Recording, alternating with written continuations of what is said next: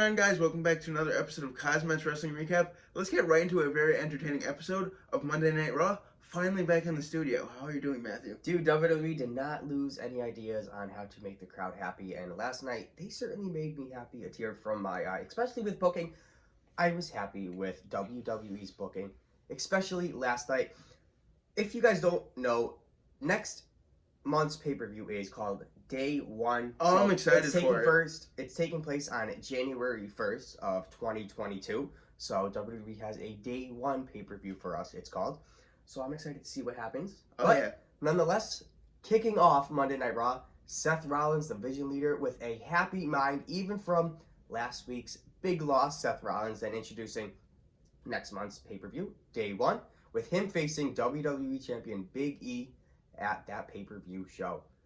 That's kind of cool. I'm happy for Seth Rollins. Oh, what a match this is going to be. They're both great in-ring competitors, and I cannot wait for it. Well, Balor does run down attacking Seth Rollins before their actual scheduled matchup for Raw tonight. Before the match can start, Balor then hitting Seth with steel steps. Before the bell tolls, Rollins then countering a coup de grace. Balor then going for a 619. The bell finally tolls and all that stuff. And then Seth reverses with a stomp for the win. I was happy to see, Seth Rollins kind of be victorious on Raw, but I think I'm pretty happy that Finn Balor is given some spotlight at the start of the show. Yeah, the one thing I don't like about the Seth Rollins-Finn Balor feud, it always looks like Finn Balor's on the losing end of it and is kind of putting him in that low mid-card area, which I don't like seeing him in. We then see Becky Lynch and Liv Morgan sign a contract for a championship match next week on Raw. We know these never end well, Matthew. Well, Liv dishing out a few insults, manipulating the man Becky Lynch from her loss at Survivor Series against Charlotte Flair, kind of crying after the match, then Sonya Deville getting in between before. Of course, a huge brawl is about to break out. Lynch demanding a 10-woman tag team match, 2 team captains by themselves. So Lynch is going to be a captain of, I think it's 4 other women, and then Liv Morgan will be a captain of another 4 other women. What is this, redo a Survivor Series? We then see my favorite tag team on Raw, RK Bro, defend the titles against Ziggler and Rude. Oh, baby, Riddle with a hot tag, like always, hyping up that crowd, dressed up like Randy Orton. I love it. Man, Ziggler hitting Orton with a zigzag after, but Orton does gain momentum after that zigzag, hitting an RKO to retain those tag team championships. We then see the Edge make his long-awaited return to Raw,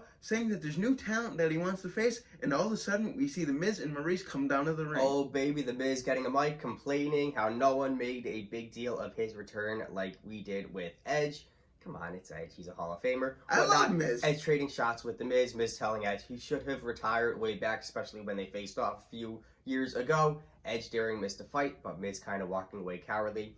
That's Miz-like, man, and I love seeing The Miz back on Raw. Oh, what a rivalry this could turn into. I'm here for it. We then see Montez Ford and Angelo Dawkins take on the Alpha Academy with AJ and Omos on ringside. Oh, man, AJ still somewhat blinded after last week's mishap with the fire extinguisher incident.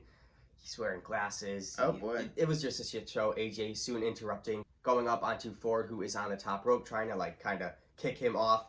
And I think it was Byron Saxton or whoever on commentary says, "Oh, it's a miracle. He's not blind anymore." Whatever. The commentators just make things worse sometimes. But Ford does kick him off of the rope and finally goes for a huge splash onto Otis for the win. What a fucking splash, man. Oh, dude, it was intense. Montez Ford is a hell of an athlete, and I think that tag team's got big things in its future. We then see a continuation of a rivalry that I'm definitely here for. Apollo Crews with Aziz ringside taking on Damian Priest. United States champion, man. I am happy to see Damian still kind of chugging along in WWE as that U.S. champ. Aziz yanking Priest off of the top rope with the ref actually distracted for a second, but the ref saw it last minute, kicking Aziz out to the back. Priest gaining momentum, choke slamming Crews, then hitting him with the Reckoning. Happy to see Damian Priest finally, keep gaining that momentum.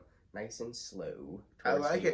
Main event scene, here he comes. We then see the Mysterios, Ray and Dominic take on Cedric Alexander and Shelton Benjamin. A quick offense by Ray to help him and his son Dominic, of course, gain momentum. Ray going for a 619 with a splash by Dominic after. Hey, it was some smooth action. Ray and Dominic victorious. Nothing going on there. So I don't know when they're going to have a feud between both of them, but it doesn't look like anytime soon. We then see finally the long-anticipated 10-women tag team match next. Team captain Becky Lynch, who is with her crew, Carmella, Zelina, Doudrop, and Tamina, and then Liv, of course, with her crew as team captain, Dana Brooke, Belair, Nikki, ASH, and Rhea Ripley. A great back and forth with, of course, Becky Lynch and Liv Morgan trading shots before, of course, that scheduled matchup next week on Raw.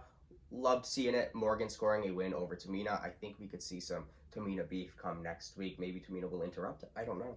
Oh yeah, what a build this was to Becky Lynch and Liv Morgan's championship match next week, and I am here for it. Imagine if Liv Morgan upsets the man Becky Lynch. I was just about to say that. If she upsets and wins the title, I think there's going to be a riot. Oh, dude, the roof is going to blow off the place. Like you said, riots. Freaking watch out, Liv Morgan. Hey, there was a riot for our main event. Big E and Kevin Owens set to end Monday Night Raw. Before the match starts, Rollins interrupts to watch in person. Now listen, if KO wins, he is added to Rollins' match with Big E at Day 1 pay-per-view on January 1st. So we're going to have to wait and see. But mid-match, Kevin Owens smacking the headset off of Seth Rollins. Rollins actually smart, restraining himself from attacking Kevin Owens, because if he attacked him, he'd get Big E disqualified. And, of course, Kevin Owens would be added to that match. But after another few minutes outside the ring, looking to get Seth Rollins to attack him again, Kevin Owens, man, he is just manipulating the hell out of Seth Rollins. It's great. But Seth finally giving in after Big E takes control of Kevin Owens in the ring, getting Big E disqualified. Looks like it's Big E versus Seth Rollins versus Kevin Owens at Day 1 pay-per-view on January 1st. Oh, I am here for it. What an explosive way to end Monday Night Raw, and I cannot wait for this Day 1 pay-per-view. And I gotta applaud Raw for trying to make a better show these past few weeks.